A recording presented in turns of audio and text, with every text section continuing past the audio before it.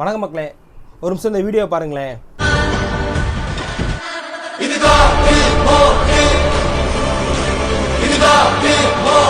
இனி நம்மளுக்கு பிரச்சனைலாம் சால்வ்டுங்க. பெட்ரோல் பிரைஸ் ஏறுனா என்ன, ஏறாட்டி என்ன, நமக்கு இருக்க ஜூஸ் கடையில் போய் 2 கரும்பு ஜூஸ் வாங்கினோமா, வண்டியில் ஊற்றினோமா, ஸ்டார்ட் பண்ணோம்னு போயிட்டே இருக்கலாம். இந்த வீடியோவில் கொஞ்சம் இஞ்சி எலுமிச்சை பழச்சாறு இருந்தால் கொஞ்சம் கம்மின்னு நினைக்கிறேன்.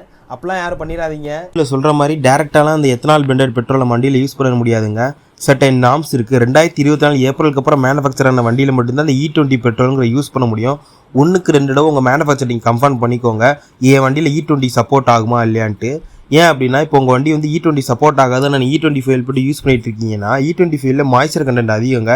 இதனால உங்கள் பெட்ரோல் டேங்க்லேருந்து ஃபியூல் போகிற எல்லா லைன்லேயும் கரோட் ஆகிறதுக்கான வாய்ப்பு இருக்குது. 2வது, அந்த இன்ஜின் செட்டப்பே வேறு, இதுக்கான செட்டப் வேறு. இதனால ஸ்பார்க் பிளக் அடி வாங்கலாம், கம்பஷன் சேம்பர் அடி வாங்கலாம். டெக்னீஷியனாக நான் டெய்லி கஸ்டமர்கிட்டருந்து ஃபீல் பண்ணுற ஃபீட்பேக் உங்களுக்கு சொல்கிறேன். நார்மல் பெட்ரோல் போட்டே நம்ம வண்டியிலலாம் மிஸ்ஃபயர் ஆகும், ஜர்க்கிங் இருக்கும், பிக்கப் இருக்காது அப்படின்னு ஃபீல் பண்ணிட்டு இருக்காங்க.